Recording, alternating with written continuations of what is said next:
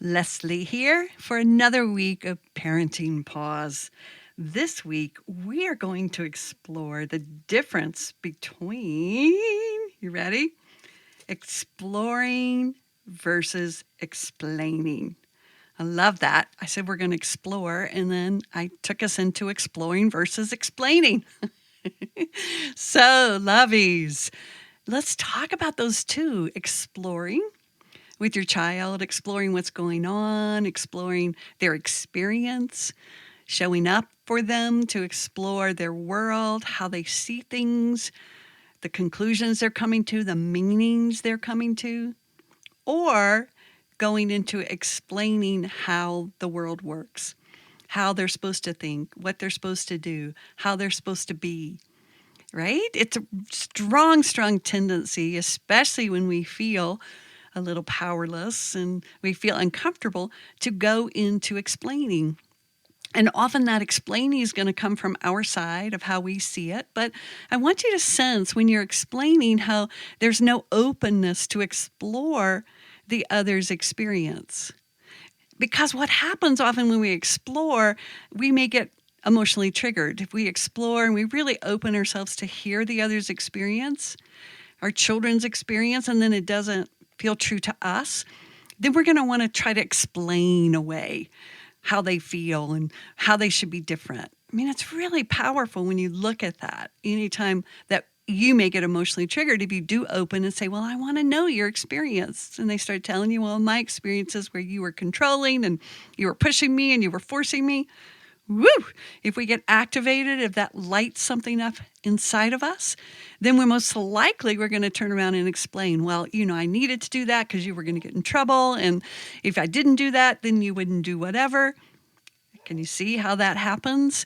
So in opening the door to exploring, it's so important, so potent to stay in our seats and to offer ourselves kindness that anything that comes up, recognizing that we can't control what another thinks or what another feels.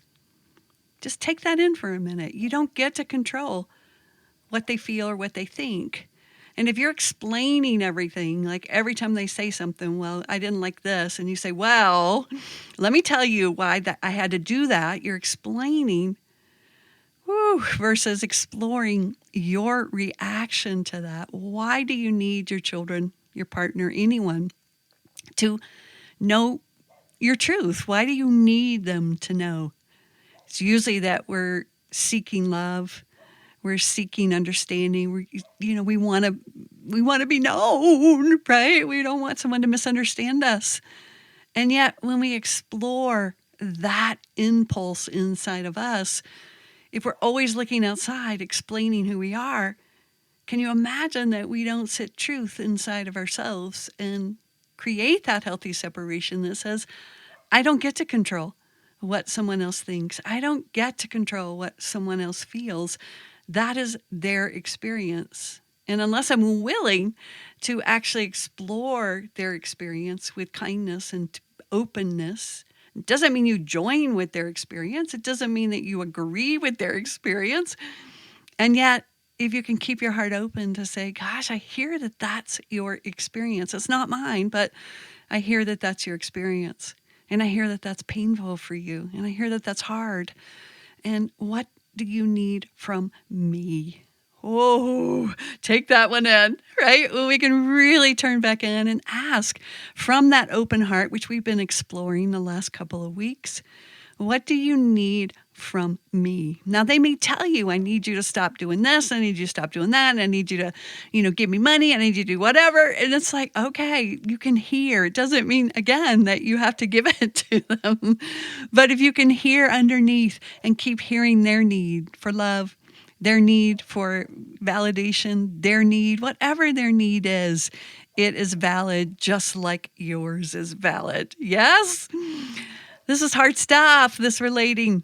especially when we get emotionally triggered. So this year in Parenting Pause, we're going to keep looking at how do we work with our internal experience? How do we turn the focus and the attention back in instead of lashing out or trying to explain to the external who we are, how we got to where we did, to really sit down in loving ourselves so purely and so deeply.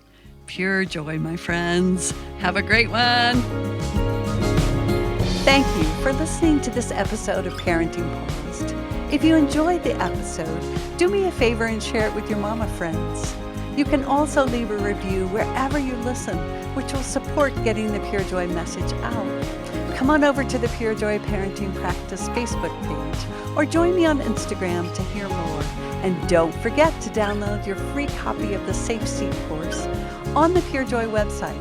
And while there, check out the offerings page to go deeper in the Pure Joy work.